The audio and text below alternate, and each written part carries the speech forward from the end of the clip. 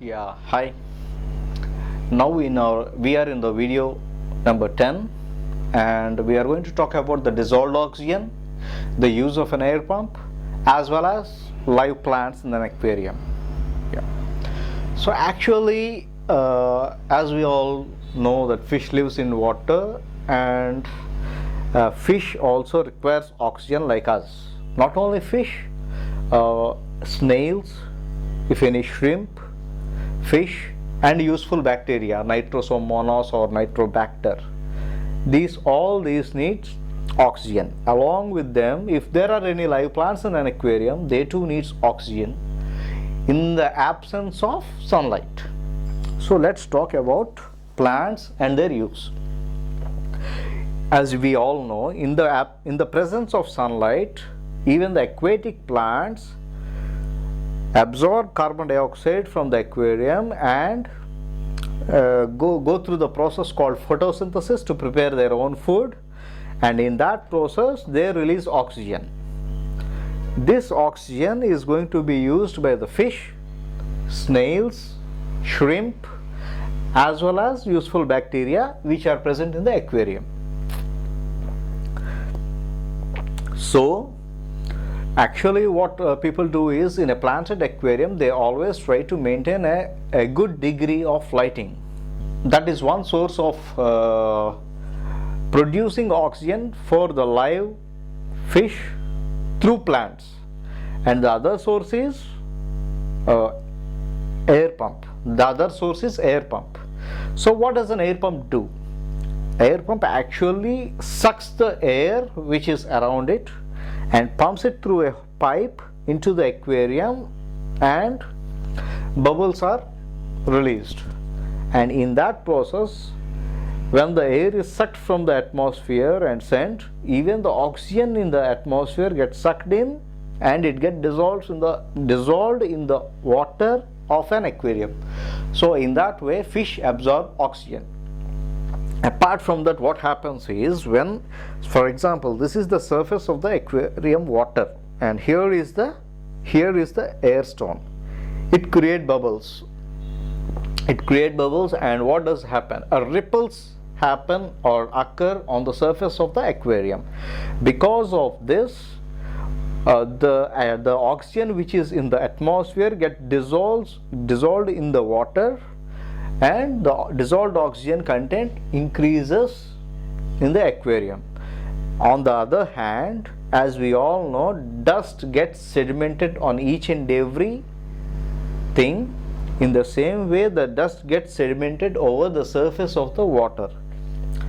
So if that happens, a layer of dust will be formed and it restricts the oxygen to get dissolved in the water, and the fish will suffer loss of the problems which occur due to loss of oxygen. So to break that, we have to use the air stone, and the water gets circulated and even the surface gets rippled, or ripples will be formed on the surface, and oxygen gets dissolved. And in this process of making videos, what I have learned is, by going through the net, the more the salinity of the water increases, the less the oxygen gets dissolved. See, for example, in normal water more oxygen will be dissolved when it compared to the sea water. Means, as the sea water is salty, very less oxygen will get dissolved in the sea water when compared to the dissolved oxygen in the fresh water. And apart from that, if the the water gets heated up more, the lesser the oxygen that gets dissolved in the water.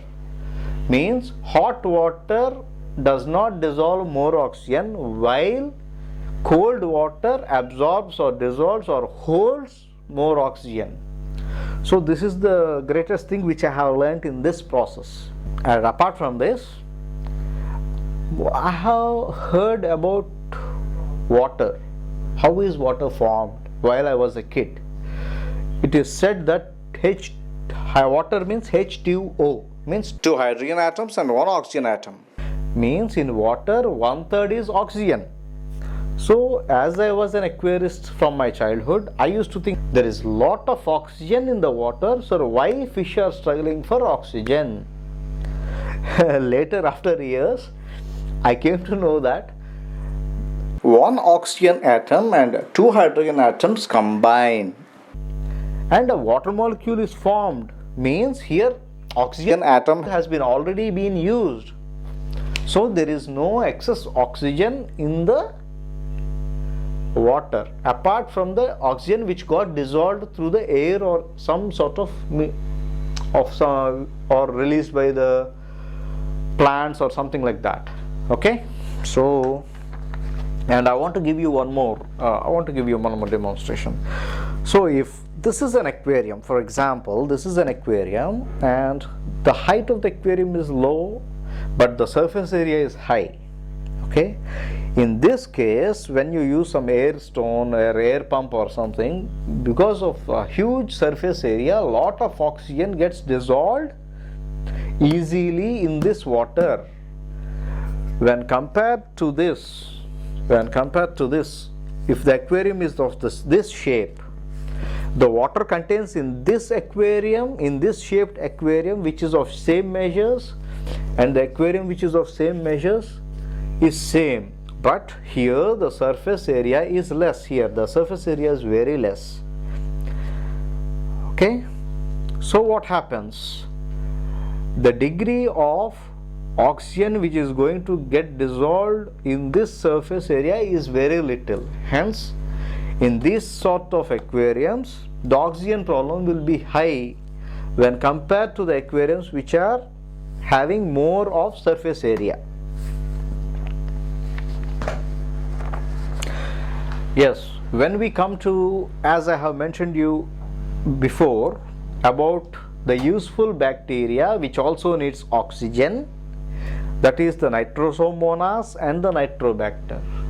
Yes, I am going to discuss about the same in the video which is named nitrogen cycle. And another one more thing. So what happens is, early in the morning, fish, if the tank is big and if the aquarium is having sufficient of sunlight or good source of light, and if it is a planted aquarium, the plants can produce good amounts of oxygen and consume good amount of carbon dioxide. But in general, in nature, early in the morning the oxygen depletion will be high. Why? Because at night there is no sunlight or there is no proper light, and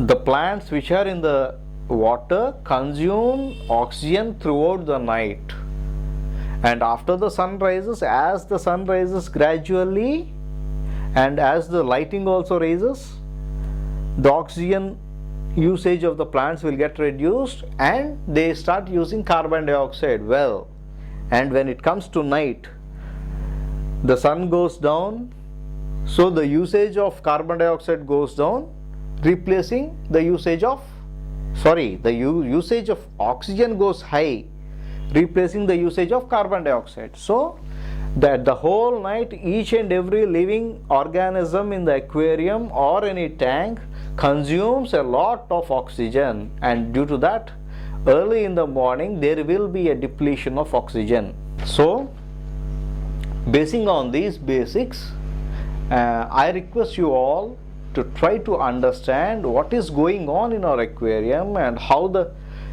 natural cycle is happening. And once you get a good view about this, I am sure you will be a good aquarist and you will come to know what measures have to be taken to maintain good oxygen levels so that the fish will not die or get struggled. Yeah, I thank you very much for viewing this video very patiently for a long time, and we are going to meet in our next video number 11, and we are going to discuss about the light. Thank you and bye for then.